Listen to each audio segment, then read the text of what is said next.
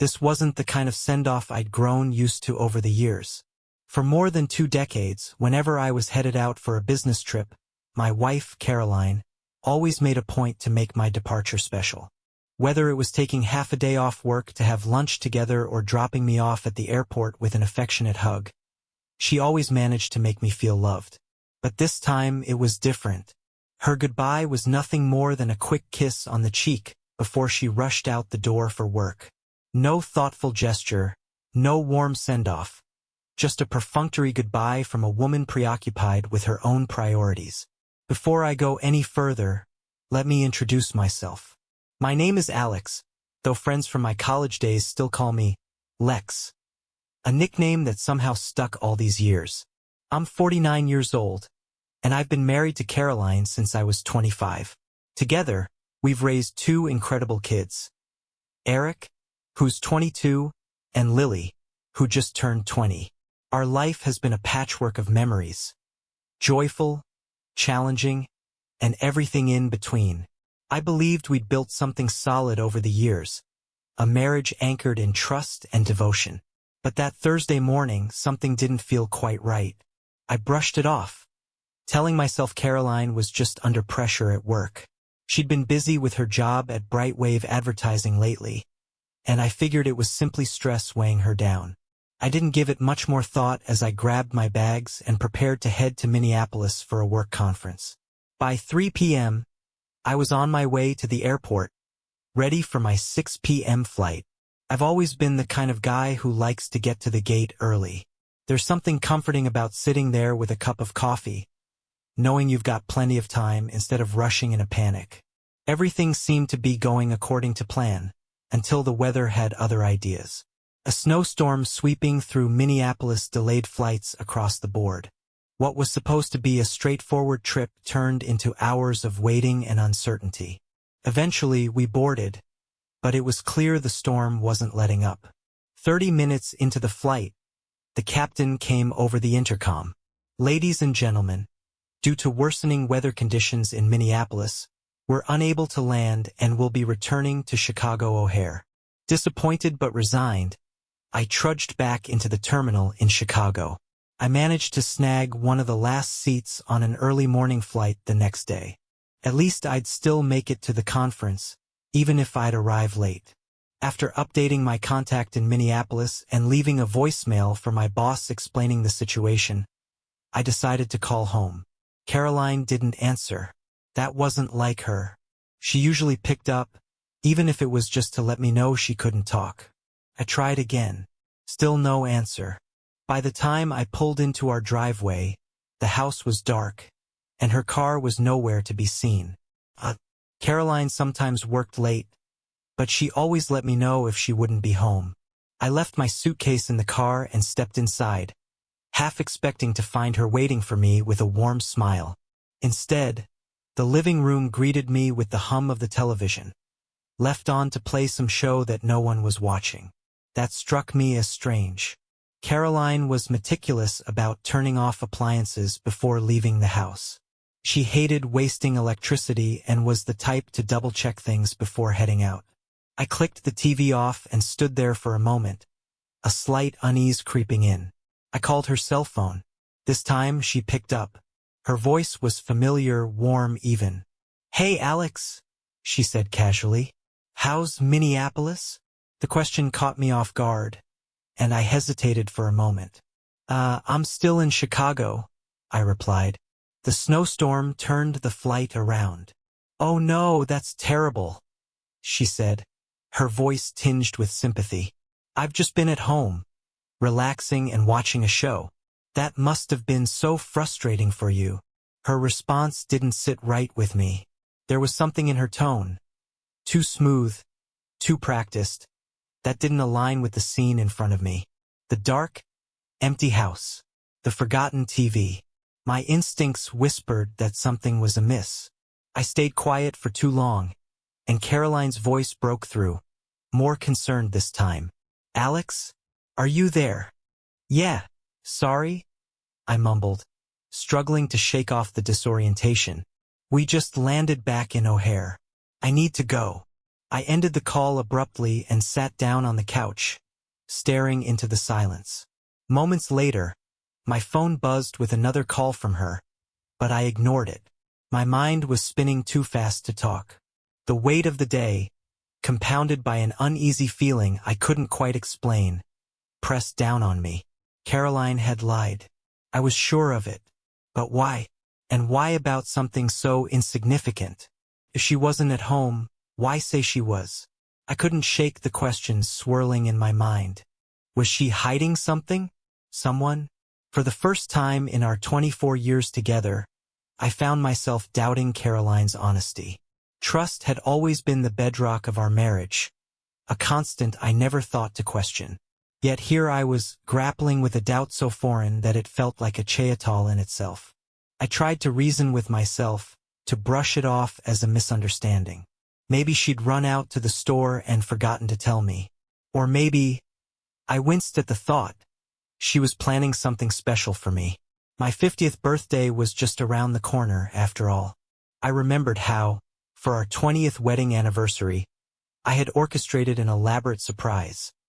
A secret cruise I'd spent months planning, complete with small, carefully constructed lies to keep her from finding out. Could she be pulling something similar? That thought brought a fleeting sense of comfort. But deep down, I knew the truth. Caroline wasn't like me. She wasn't the type to pull off grand surprises. And this wasn't a surprise. This felt different. Still searching for answers, I decided to call Lily my daughter. If anyone knew what Caroline might be up to, it was her. "Hey, Lily," I said, trying to keep my tone light. "Have you talked to your mom recently? Did she mention anything about surprises or, plans?" Lily sounded confused. "No, Dad. We had our usual Sunday chat, but nothing out of the ordinary." "Why?" I scrambled for a response that wouldn't raise suspicion. "Oh, no reason," I said quickly. "Just wondering. Have a good night, sweetie." I hung up and set my phone down, my unease growing by the second. I wasn't the kind of man who snooped or doubted easily. But tonight, something felt off. So off that even my gut, which had never cheated me before, screamed at me that something was wrong. The night seemed endless as I sat alone in the dim glow of the living room, my mind spiraling into places I didn't want to explore. Caroline's lie, though small and seemingly inconsequential, had planted a seed of unease deep inside me. And when you've spent nearly half your life with someone, even the tiniest fracture in the foundation of trust can feel like the beginnings of a devastating earthquake. I wrestled with my thoughts, trying to drown out the nagging voice in my head that whispered unsettling, unthinkable scenarios. Maybe she's just out with friends, I told myself, clinging to rationality. But if that were the case, why lie about it? Why not just say, "I'm out grabbing dinner with someone," or "I needed to step out for a while"? Caroline had never been the type to avoid honesty or confrontation, and I couldn't think of a single instance in our 24 years together where she'd hidden something so trivial. The idea that she might be hiding something, or worse, someone, clawed at the edges of my mind. But even as suspicion crept in, a part of me recoiled at the thought. No, not Caroline.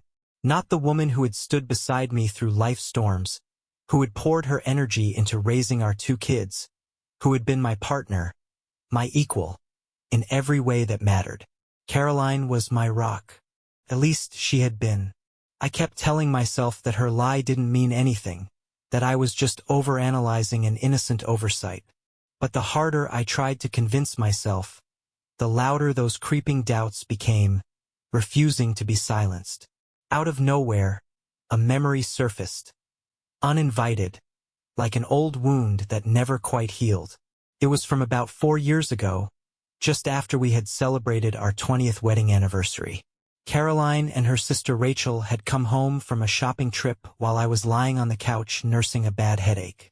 Half asleep, I'd stayed quiet as their voices drifted into the living room. Rachel's voice, naturally louder and brasher than Caroline's, carried through the house effortlessly. "Did you notice that new guy working at the grocery store? The one with those dimples?" she asked, her tone unmistakably flirtatious. Caroline's laugh was soft but dismissive. Yeah, I saw him, she said lightly. He's cute, I guess. But Rachel, seriously, you need to be careful. What if Mike finds out? Rachel's response had been quick and full of defiance. Oh, please. I'm always careful. And besides, he'd never find out. Men like Mike never notice these things. I remembered the tight knot in my stomach as I lay there, pretending to be asleep. Caroline hadn't agreed with her sister's actions. Her tone was disapproving, but she hadn't outright condemned them either. Something about her reaction had unsettled me. It wasn't enough to spark a conversation back then, but it had lingered in the back of my mind like an unanswered question I didn't dare ask. Rachel had always been reckless, a free spirit who thrived on chaos. She'd cheated on her husband, Mike, repeatedly, with a string of flings and short-lived affairs. When her marriage inevitably fell apart, I wasn't surprised. Mike had been crushed, blindsided by her Cheatal, and had packed up and left without looking back. As painful as it must have been for him, I had admired Mike's resolve, his refusal to tolerate being disrespected. Back then, I'd wondered if I'd have the strength to walk away from Caroline if I ever found myself in his position. Now, sitting alone in the silent, darkened living room, I couldn't help but replay that long-ago conversation between Caroline and Rachel. Had Rachel's attitude rubbed off on Caroline in ways I hadn't noticed? Was I overthinking this whole situation? Or was there something lurking beneath the surface of our seemingly stable life? Something I hadn't been willing to see? By the time the clock neared midnight, I couldn't sit there any longer. I had to do something. Anything. Sitting in that room, stewing in my own thoughts, wasn't going to give me the answers I needed. I decided to call Caroline's direct line at Brightwave Advertising. Maybe she wasn't at home because she was stuck at the office working late. It wouldn't explain why she hadn't told me the truth, but it might at least give me some clarity. The phone rang twice before a man answered. Brightwave Advertising. This is Jason Miller. Jason was one of Caroline's co-workers, a junior copywriter who joined the company a couple of years back. I'd never met him in person, but I'd heard his name in passing. Hey, Jason, I said, trying to sound casual. It's Alex, Caroline's husband. Is she around? There was a pause, followed by a hint of surprise in his voice. Oh, hey, Alex. No, Caroline's not here. I thought you guys were on vacation. His words hit me like a sledgehammer. Vacation, I repeated, my voice faltering. Yeah, Jason continued, oblivious to the growing panic in my tone. She said she was taking a few days off to relax. Something about a break. Didn't she tell you? I scrambled to regain my composure. Oh, right. Yeah, she did. I guess I just forgot. It's been a hectic week. Jason didn't seem to notice my discomfort. Gotcha. Well, anyway, I hope you two are enjoying yourselves. I've got a deadline to meet, so I better get back to it. Take care, Alex. I muttered a quick goodbye and hung up, my hands trembling as I set the phone down. Vacation? What vacation? And then there was the mention of a break. Caroline hadn't said anything about taking time off, and as far as I knew, there wasn't even a remote possibility that she was at some retreat or resort. None of it made sense. And then there was the most jarring part. Jason's offhand comment about the lake house. We didn't own a lake house. Neither did anyone in Caroline's family. The mention of it set off every alarm in my head. Who was she with? Where was she? Determined to find answers, I opened my laptop and pulled up the Find My Phone app we had installed on both of our devices about a year ago. Caroline had a habit of misplacing her phone, leaving it in the car, at the grocery store, or buried under piles of laundry, so we'd set up the tracker as a precaution. It took just a few seconds for the app to load, pinpointing her location on the map. My stomach dropped when I saw where the blinking dot was. It wasn't at our house. It wasn't at her office. It wasn't even at a restaurant or a friend's place. She was at Mills Lake. Mills Lake wasn't just another neighborhood. It was one of the wealthiest areas in the city, known for its sprawling mansions, gated communities, and homes that cost more than I could make in 10 lifetimes. It was a world we didn't belong to, a world entirely out of our league. I stared at the screen, my mind racing. What could she possibly be doing there? And more importantly, who was she with? As much as I tried to stay rational, the sinking feeling in my gut wouldn't go away. I couldn't shake the thought that something was seriously wrong. There was only one way to find out. I grabbed my keys and headed for the door. The drive to Mills Lake was just under an hour, but it felt like an eternity. My thoughts churned the entire way, a toxic mix of anger, fear, and dread. A part of me still hoped there was some kind of innocent explanation waiting for me at the end of this drive. But the other part of me, the darker, more skeptical part, was bracing for the worst. When I arrived, I parked a little ways down the street, not wanting to draw attention to myself. I walked the rest of the way, my heart pounding in my chest as I approached the estate where Caroline's phone was supposedly located.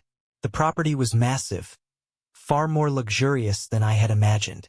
Tall stone walls surrounded it, and the imposing gates at the front were locked tight. I circled the perimeter, looking for another way in.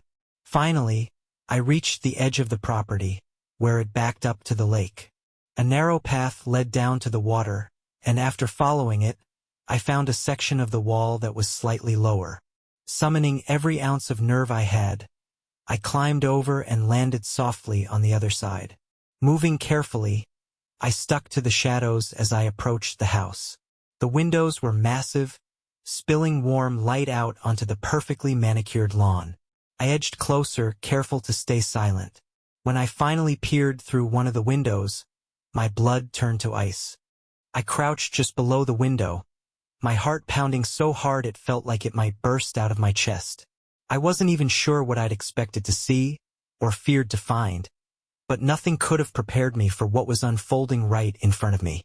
The living room inside the house was stunning, oozing wealth and sophistication.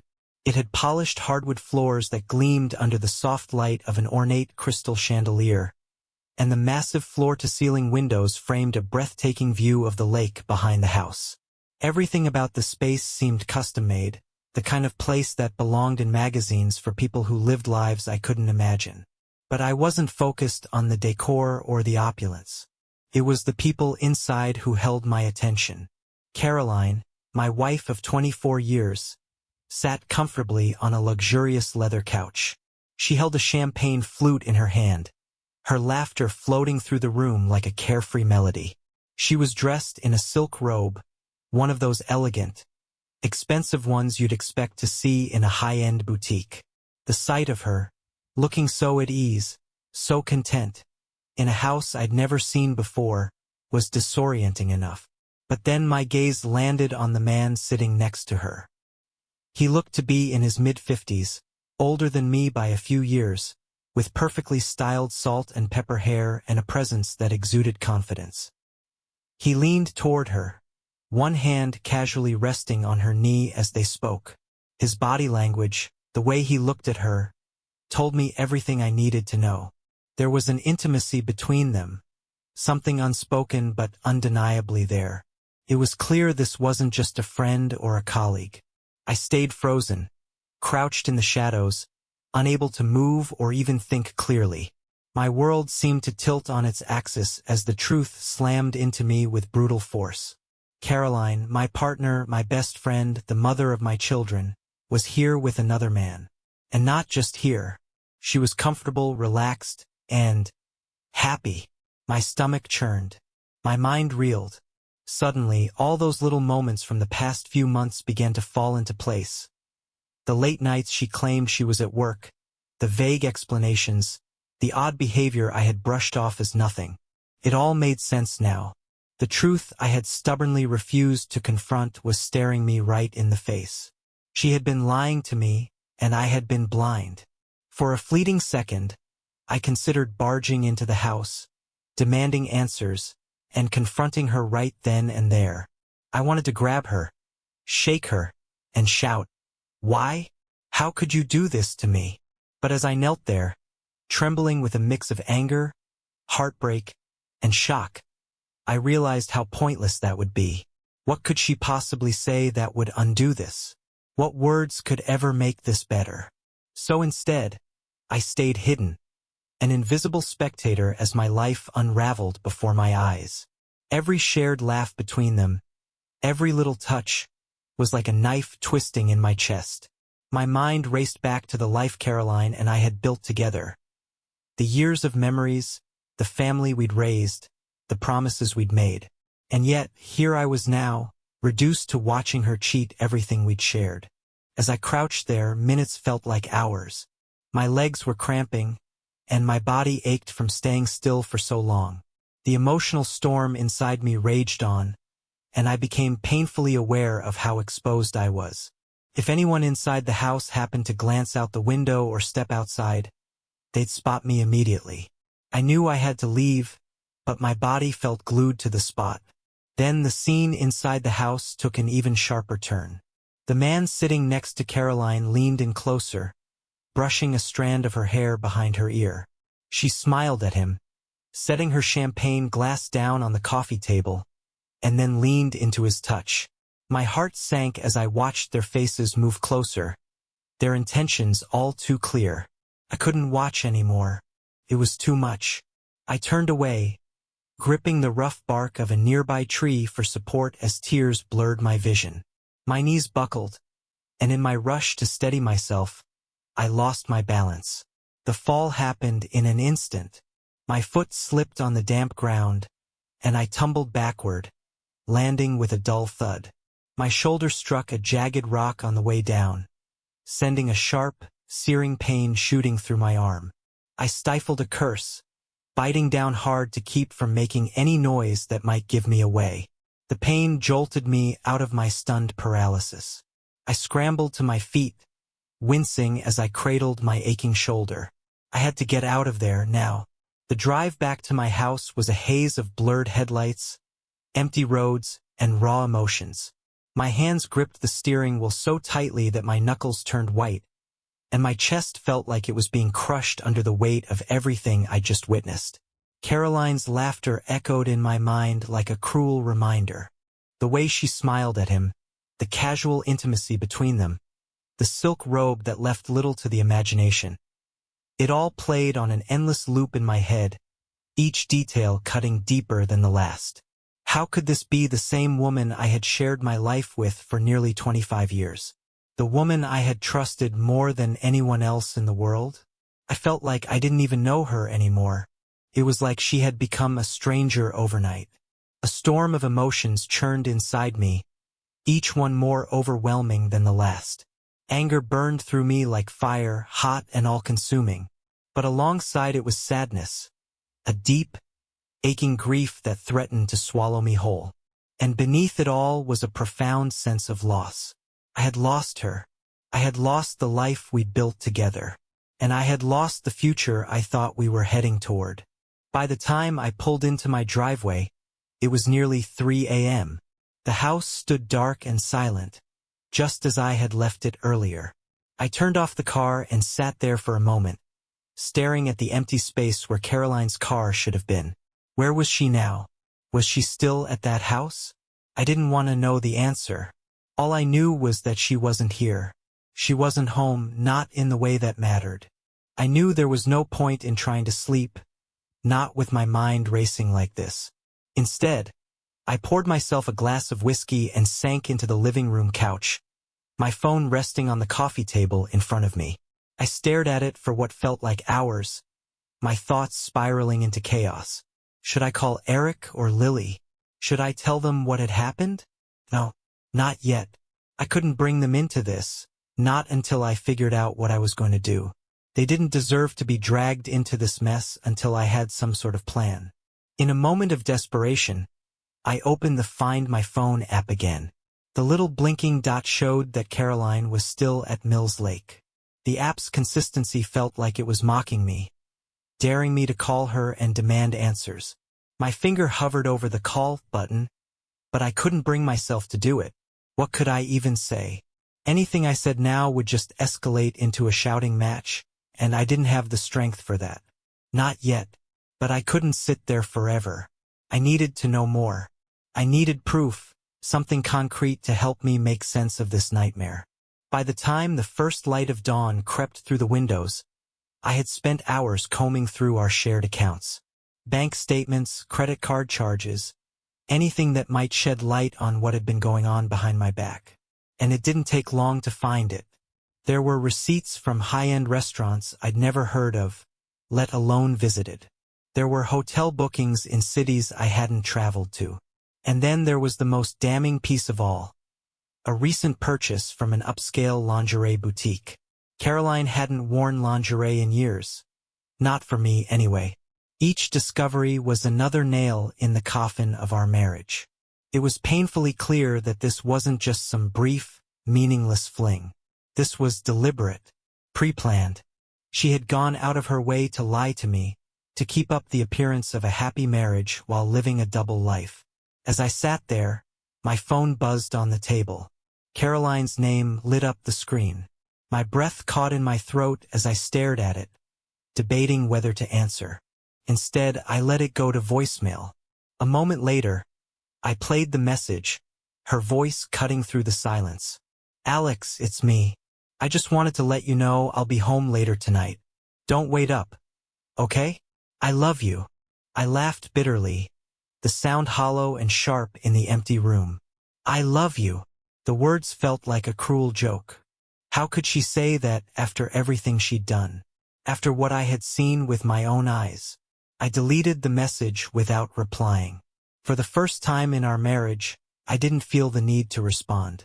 Caroline had made her choices. Now it was my turn to make mine. By the time Caroline came home late that night, I had already retreated to the guest room. Hours had passed with me pacing the house, replaying the events of the evening in my head, trying to piece together what had gone wrong. But there was no sense to be made of it. What I had witnessed at Mills Lake was clear-cut. There was no room for doubt or misinterpretation. It was Cheatal in its purest and most brutal form. I heard her keys jangling in the lock, the familiar creak of the front door opening. My whole body tensed as I froze in the hallway, hidden by the shadows. Her heels clicked softly against the hardwood floor as she walked in, humming to herself. The tune was light, cheerful, and it twisted my stomach into knots. The casualness of her return, the carefree way she moved through our home, sent a wave of anger rushing through me. How dare she? How could she come back to this house, our house, and act as though everything was fine, as though she hadn't just ripped our life apart? Before she could see me, I slipped into the guest room and closed the door quietly behind me. Confronting her now, with my emotions still raw and unrestrained, wouldn't accomplish anything. I needed time to gather my thoughts and figure out my next step. I sat on the edge of the bed, listening intently as Caroline moved through the house. She paused in the kitchen, and I heard the soft clink of glass against granite. Likely pouring herself a glass of wine, I thought bitterly. Moments later, her footsteps carried her into the living room, followed by the low hum of the TV coming to life. I pictured her sitting on the couch, sipping her wine, her face illuminated by the glow of the television. The normalcy of it all felt like a slap in the face. It was as though nothing had happened, as though this were just another ordinary night. But for me, nothing would ever be normal again. The image of her laughing and smiling with another man at Mills Lake was seared into my memory. It played on a loop in my mind, a constant reminder of the trust she had shattered. When I woke up the next morning, the house was unsettlingly quiet. Most days, Caroline was up by 7, bustling around the kitchen or sitting at the dining table with her laptop and a cup of coffee. But that morning, there was no sound, no signs of her usual routine. For a moment, I thought she might have left for work early. But then I heard the faint rustle of sheets and the creak of the mattress from our bedroom upstairs. She was still in bed. I stood there in the kitchen, staring at the coffee pot, debating whether to go upstairs and confront her.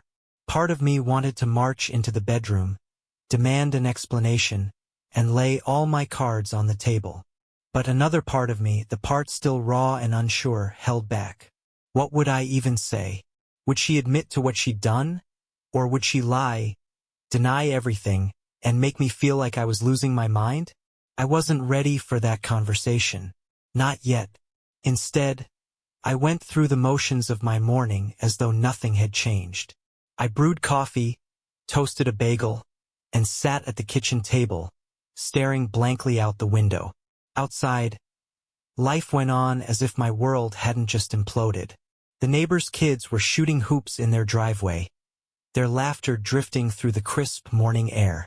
It felt cruel, that contrast between their carefree joy and the storm raging inside me. Eventually, I heard Caroline's footsteps on the stairs. She walked into the kitchen, perfectly composed, as if she didn't have a care in the world. She was dressed in a tailored black blazer and pencil skirt, her hair styled neatly, her makeup flawless. She looked exactly like the woman I had fallen in love with all those years ago, but now I couldn't see her the same way. All I could see was the Cheyatal. "Morning," she said casually, pouring herself a cup of coffee. Her voice was light, nonchalant, as though everything were perfectly normal. "Morning," I replied, my tone flat and distant.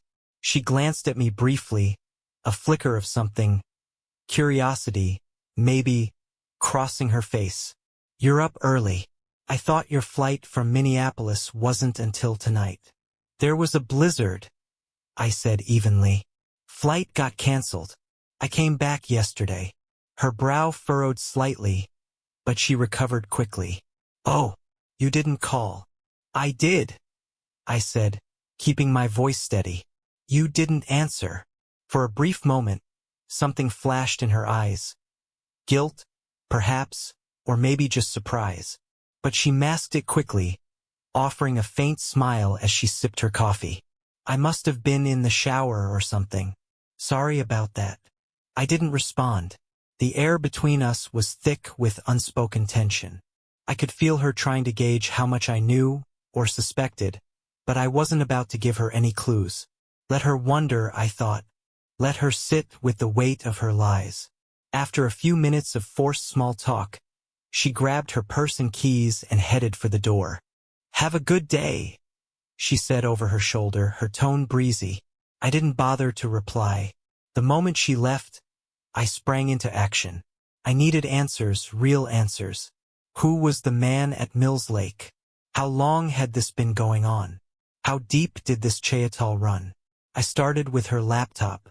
Caroline wasn't particularly tech-savvy, and she often reused the same passwords. It didn't take long for me to log in. Her email was frustratingly clean, too clean. There were no incriminating messages, no suspicious threads. Either she was deleting everything, or she was using a separate account I didn't know about. I moved on to her browsing history. Most of it was mundane, online shopping, work-related searches, a few news articles. But one entry stood out, a Google Maps search for Mills Lake Estates. The timestamp was from 2 weeks ago. This wasn't a spur-of-the-moment visit. She had been going to Mills Lake for at least 2 weeks, if not longer. Next, I turned to her phone records. Our cell provider's website allowed me to view call and text logs for both of our lines. It didn't take long to find what I was looking for. There, among the usual calls to friends and work contacts, was an unfamiliar number. Dozens of calls, sometimes multiple times a day, all at times when I wasn't around. I jotted the number down, my hands trembling. I didn't recognize it, but I was determined to find out who it belonged to. A quick online search gave me my answer. The number was registered to a man named Richard Weston. It didn't take much digging to figure out who he was. The CEO of a major tech company. A millionaire, possibly even a billionaire. The kind of man who could afford a mansion at Mills Lake. The pieces were falling into place. Caroline wasn't just cheating.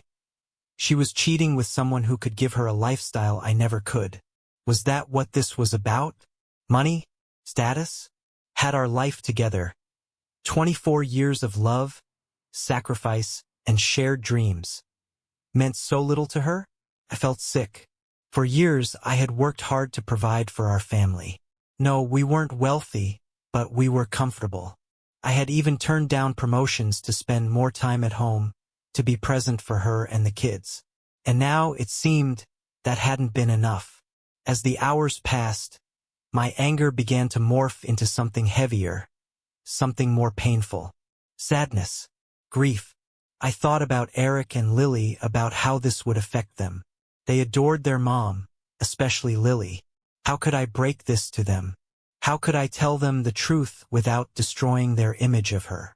I had always been the steady one, the rock our family could depend on. But now, I felt unmoored, adrift in a sea of uncertainty. I didn't know who I was without Caroline. She had been my partner, my confidant, my everything. And now, she was someone I didn't even recognize. But one thing was clear. I couldn't stay here. Every corner of this house was a reminder of the life we had built together, and the life she had thrown away. I needed to leave, to start over, to find a way to rebuild myself from the ruins of what she had destroyed. Deciding to leave wasn't easy. This house had been more than just a building to me. It was a home. It was where Eric and Lily grew up, where Caroline and I built our life together. It was where we celebrated holidays, raised our kids, and shared countless small, meaningful moments. But now it felt different. The house, once a haven, now felt like a hollow reminder of what had been. The walls that had once held our laughter and love now seemed to close in on me, suffocating me with memories of a life that had been torn apart. I had to go, but the logistics of leaving felt overwhelming. Where would I go? How would I explain my decision to Eric and Lily? Could I leave without causing them unnecessary pain? These questions swirled in my mind as I began to form a plan, one careful step at a time. The first thing I needed to handle was my finances. Caroline and I shared a joint savings account in addition to our individual accounts.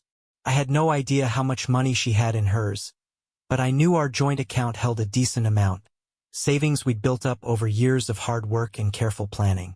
I didn't want to wipe it out completely.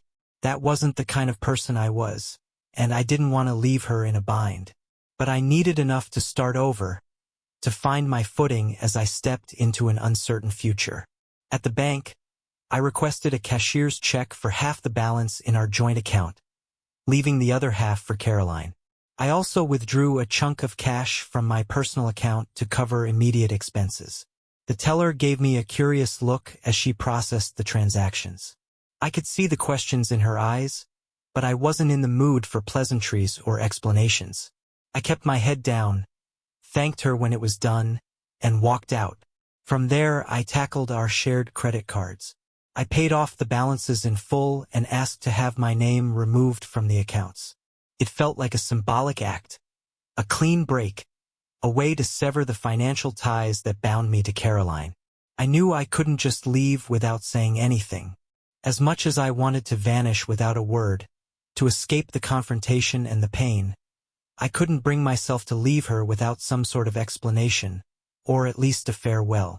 But I also knew I couldn't face her in person. The thought of standing before her, looking into her eyes, and hearing her try to justify what she had done was more than I could handle. So I decided to write her a letter. I sat at the dining room table, a blank sheet of paper in front of me, and stared at it for what felt like an eternity. How do you condense 24 years of love, trust, and chaetal into a few paragraphs? How do you say goodbye to someone who had been your partner, your everything, for so long? After a few false starts, I finally found the words. Caroline, by the time you read this, I'll be gone. I won't tell you where I'm going, and I won't be coming back. You made your choices, and now I'm making mine. I'm not going to ask you why you did it. I've spent hours trying to understand, but I've realized that some things can't be explained. The truth is, I loved you with everything I had. I trusted you completely, and you shattered that trust in a way I never thought possible. For 24 years, I was your partner, your confidant, and your biggest supporter. I turned down opportunities to advance my career so I could be here for you and the kids. I built my life around you, Caroline. And now, I'm left standing in the ruins of that life, wondering if any of it was real. I'm not writing this to hurt you. I'm writing this because you need to understand what you've done. You didn't just cheat me, you cheated us. You cheated the family we built together, the memories we shared, and the future we envisioned. And for what? A man with a bigger house? A fancier car? A larger bank account? I hope he's worth it, Caroline. I hope he gives you the happiness you didn't find with me. Because I can't do this anymore. I can't fight for a marriage that only one of us seems to care about. I'll always treasure the good times we had, and I'll always be grateful for the two incredible kids we raised together. Eric and Lily are the best parts of you, and I'll carry those memories with me wherever I go. But those memories are in the past now. It's time for me to move forward. Don't try to find me. Don't call. Don't write. Our lawyers will handle the divorce, and you'll get your share of what we built together. But as far as I'm concerned, our marriage ended the moment you chose to cheat me. Goodbye, Caroline. I hope you find whatever it is you're looking for. Alex. I folded the letter carefully, placed it on the kitchen counter, and set my wedding ring on top of it. That small band of gold, once a symbol of love and commitment, now felt like a weight I could no longer bear. Seeing it there, so final and deliberate, brought a lump to my throat. I had worn that ring every day for 24 years, through every joy and sorrow, as a constant reminder of the vows we had made. And now it was just another thing I had to leave behind. Packing my belongings felt surreal. I walked through the house slowly, choosing what to take with care. I didn't want to take more than I needed. Just the essentials, a suitcase of clothes, a few personal keepsakes, my laptop, and important documents. That was it. I couldn't bring myself to go into the master bedroom. The thought of stepping into that space, surrounded by memories of a life that was no longer mine, was too much to handle. Instead, I focused on practicalities. I grabbed clothes from the guest room closet, toiletries from the downstairs bathroom, and shoes from the mudroom. Each item I packed felt like another step away from the life I was leaving behind. By the time I was done, the sun was dipping below the horizon, casting the house in a warm, golden light. It should have felt comforting, but it didn't. I stood in the living room, taking it all in one last time. The couch where Caroline and I had spent countless evenings watching movies. The dining table where we'd shared family meals. The photos on the wall, capturing moments of joy and love that now felt like they belonged to someone else's life. I thought about Eric and Lily again. How would they take this? I had always been their rock, the steady presence they could rely on. How could I explain this to them when I was still struggling to make sense of it myself? I pushed the thought aside. I'd deal with that later. Right now, I needed to leave. I loaded my bags into the car, started the engine, and pulled out of the driveway. I didn't look back. The road stretched out ahead of me, an open path to somewhere. I didn't have a destination in mind, just a vague plan to head south, away from the cold Midwest winters and the memories that haunted me. As the miles ticked by, a strange mixture of emotions swirled within me. Grief for the life I was leaving behind, for the love I had lost, for the future I had once imagined. But there was also a faint sense of relief that I was no longer trapped in a marriage built on lies. Relief that I had the chance to start over, to build something new from the ashes. I thought about Eric and Lily again, about how I would explain my decision to them. They were grown now, old enough to understand the complexities of relationships. But I didn't want to tarnish their view of their mother. Whatever Caroline had done to me, she was still their mom, and I didn't want to poison that bond. I resolved to tell them the truth, but gently, to share my side without casting blame, to let them make their own judgments about the woman who had raised them. When I finally stopped for the night, I found myself at a modest roadside motel, the kind of place where no one asked questions, and you could blend into anonymity. The room was small and unremarkable, but it was a roof over my head. As I lay on the bed, staring at the ceiling, the weight of the day pressed down on me. For the first time in over 2 decades, I was truly alone. The thought was terrifying, and yet oddly freeing. I didn't know what the future held. I didn't know where I was going or how I would rebuild my life. But as I lay there in the quiet darkness, I felt the faintest flicker of hope. This wasn't the end. It was the beginning of something new. Morning sunlight filtered through the motel curtains, and the weight of what I'd done finally hit me. I had walked away from my home, my life, my 24-year marriage. For a fleeting moment, doubt crept in. Was this a mistake? Should I turn around and try to salvage the broken pieces? But then I thought of Caroline, seated comfortably at Mills Lake, laughing with him as though nothing else mattered. His hand rested casually on her knee, his mansion a testament to a life I could never offer her. The lies, the secrets, the chayatol, they had gutted our marriage. No apology or promise could mend what she'd destroyed. I swung my legs off the bed and reached for my phone. It was time to do what I had been dreading. Tell Eric and Lily. The conversations that broke my heart. Eric was the first call. At 22, he had always been level-headed and resilient. If anyone could absorb this news, it was him. "Hey, Dad," he answered cheerfully. "Hey, Eric, I need to talk to you about something important." I began, trying to steady my voice. His tone shifted. "What's wrong?" "Eric, your mom and we're separating," I said, the words feeling foreign. "What? Why?" His disbelief was palpable. I hesitated, but there was no sugarcoating it. "She's been unfaithful. I saw it myself." There was silence, heavy and loaded. "Are you sure? I mean, could this be a misunderstanding?" "There's no misunderstanding," I replied firmly. "I don't know what to say," he admitted. "I thought you two were solid. The one couple I could count on." "I thought so too," I said softly. "But sometimes, things aren't what they seem." "Does Lily know?" "Not yet. I wanted to tell you first." Eric sighed deeply. "This is a lot, Dad. I'm sorry. I don't even know what to think." Next came Lily. At 20, she was closer to Caroline, and this conversation would hurt her deeply. "Hi, Dad. How's the conference?" Her cheerful tone made my chest ache. "Sweetheart, I need to talk to you about something serious," I began. Her tone turned cautious. "What's going on?" "Your mom and I are separating," I said, my voice trembling slightly. "She's been unfaithful." Her sharp gasp felt like a knife to my heart. "No, Mom wouldn't do that. She couldn't." "I wish it weren't true," I said gently. "But I've seen the proof. It's real." Her sobs echoed through the phone.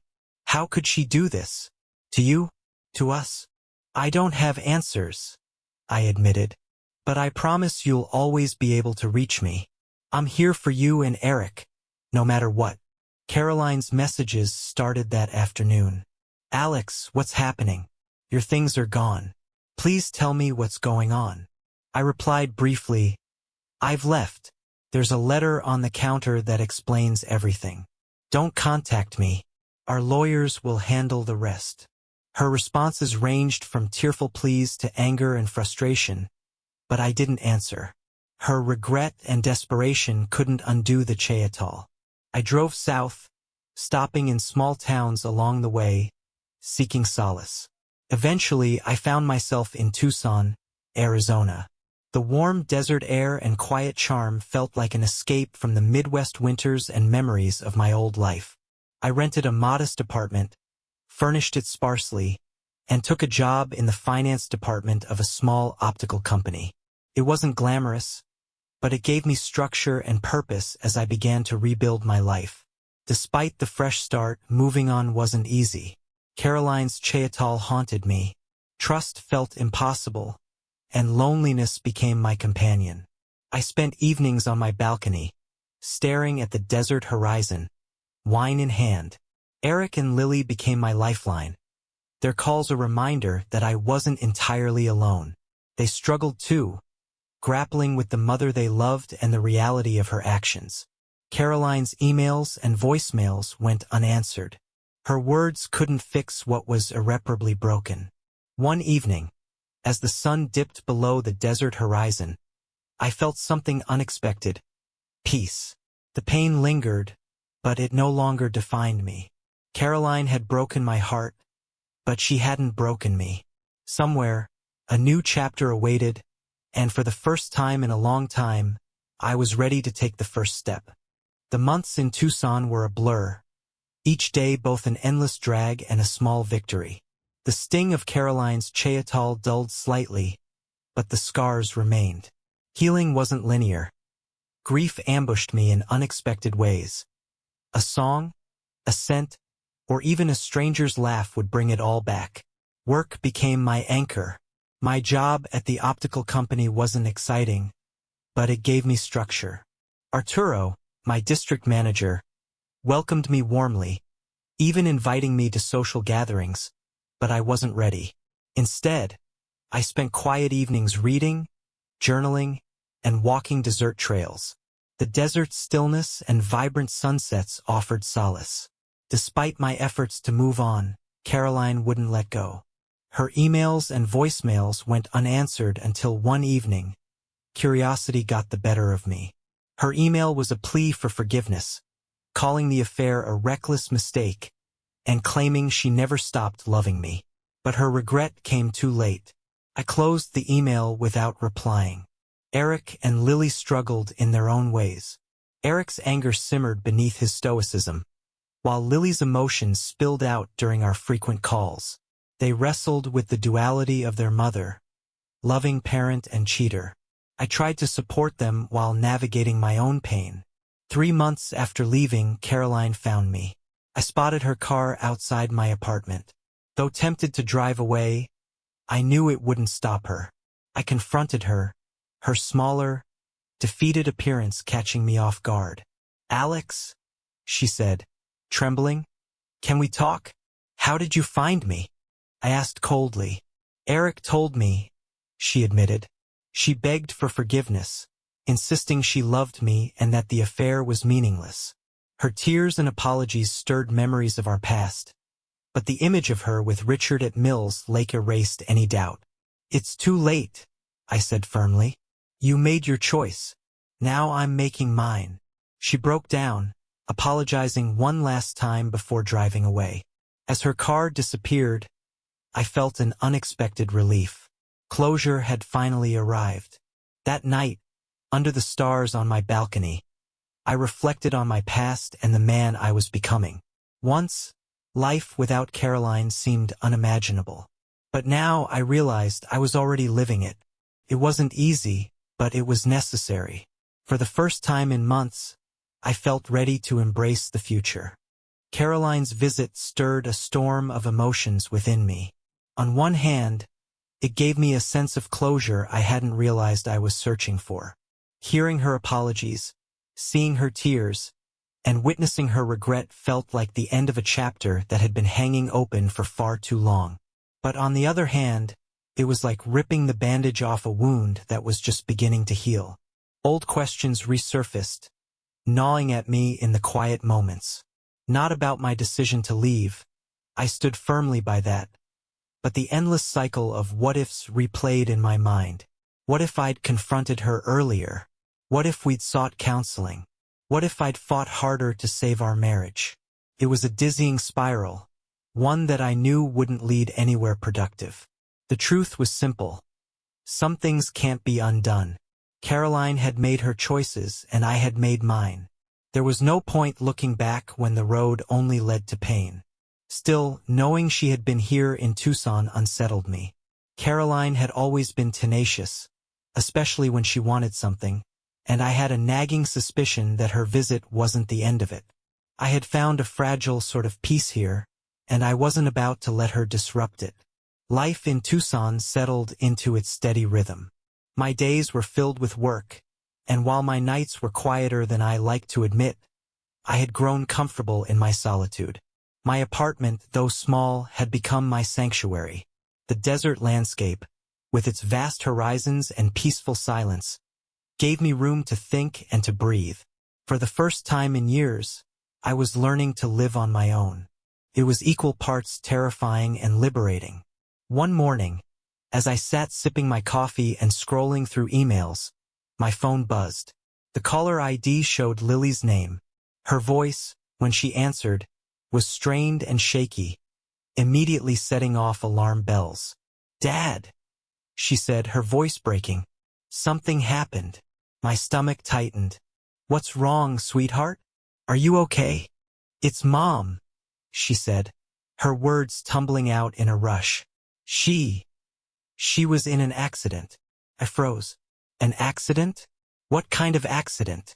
"She was driving late last night," Lily explained, her voice trembling. "She was drunk, Dad. She lost control of the car and hit a tree. She didn't survive." The words slammed into me like a freight train. For a moment, I couldn't process what she was saying. "Wait," I stammered. "You're telling me Caroline's gone?" "She's gone," Lily whispered, her voice cracking as she broke into sobs. I sat there, numb, the phone pressed to my ear as the weight of her words sank in. Caroline, the woman I had loved, the woman who had cheated me, the mother of my children, was gone. Just like that, the days that followed blurred together. I boarded a plane back to the Midwest, where Eric and Lily were struggling to come to terms with their mother's sudden death. Despite everything Caroline had done, I couldn't turn my back on them. They needed me now more than ever. The funeral was somber and subdued. Caroline's parents were there, standing stiff and silent in their grief. Victoria, her sister, made an appearance as well, though the tension between us was palpable. A handful of Caroline's co-workers and old friends came to pay their respects, but it was a small gathering. As I stood by the casket, staring down at her lifeless face, a torrent of emotions surged through me. Anger, sadness, guilt. They all mixed together into something I couldn't quite name. I kept asking myself the same questions over and over. Could I have done something differently? If I had stayed, if I had given her another chance, would this have happened? Or was this the inevitable end of a path she had been walking long before I left? Victoria approached me after the service. Her face was drawn and serious, her voice quieter than I'd ever heard it. "You know," she said, her words laced with bitterness, "she never got over you leaving." I clenched my jaw, resisting the urge to respond. Blaming her wouldn't bring Caroline back, and honestly, I wasn't sure her words were entirely wrong. But I also knew that Caroline's choices and her pain were her own. In the weeks following Caroline's death, I focused on being there for Eric and Lily. They were grieving in their own ways, and it broke my heart to see them hurting. Eric, ever the pragmatist, buried himself in work. He called me occasionally, but his conversations were brief and guarded. "I'm fine, Dad," he'd say, even when it was obvious he wasn't. "Just trying to keep busy." Lily was more open with her grief. She called me often, sometimes crying, sometimes simply needing someone to listen. "It just doesn't make sense," she said one night. How could she do this to herself? To us? I didn't have an answer for her. All I could do was listen and remind her that she wasn't alone. One night, during one of our calls, Lily asked me a question that caught me off guard. "Dad," she said hesitantly, "do you think Mom was happy before everything happened?" I paused, unsure how to respond. "I don't know," I said honestly. "I think she wanted to be, but I think she was searching for something she couldn't find." "Do you think it was your fault?" she asked softly. The question hit me like a punch to the gut, but I answered as calmly as I could. "No, Lily. Your mom made her own choices just like I made mine. But that doesn't mean I didn't love her. I did. I always will." Lily was quiet for a moment before replying.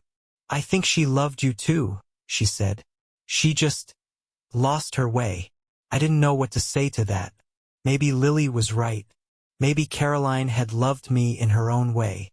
But love isn't always enough. After the funeral, I found myself reflecting on the life Caroline and I had shared. For all the pain in Cheatal, there had been good times too, times filled with love, laughter, and joy. She had given me 2 incredible children, and for that I would always be grateful. But I also knew I couldn't let her death anchor me to the past. I had spent too long living in the shadow of what we'd lost. It was time to let go, to move forward. When I returned to Tucson, I made a conscious effort to rejoin the world. I accepted Arturo's invitation to a barbecue, where I mingled with my coworkers for the first time. I joined a hiking group and started exploring the desert with people who, over time, became friends. And while I wasn't ready to date, I allowed myself to entertain the idea of love again. Someday. Eric and Lily visited often, and their presence brought light into my life. Watching them navigate their own journeys with strength and resilience inspired me to keep going. One evening, while sorting through an old box of keepsakes, I found a photo of Caroline and me from our honeymoon. We were standing on a beach, the sun setting behind us, our faces glowing with joy and hope for the future. I stared at the picture for a long time, a lump rising in my throat. That night, I wrote Caroline a letter, not because she would ever read it, but because I needed to say the things I couldn't say while she was alive. Caroline, I don't know where you are now, or if you can even hear me, but I hope you found peace. I hope you found what you were looking for. I want you to know that, despite everything, I loved you. I loved you with everything I had. And even though you hurt me in ways I never thought possible, I'll always cherish the good times we shared. I forgive you, Caroline, not because you asked for it, but because I need to. Carrying this anger, this pain, it's too heavy. I'm letting it go. Goodbye, Caroline. Alex. I folded the letter and placed it in the box with the photo.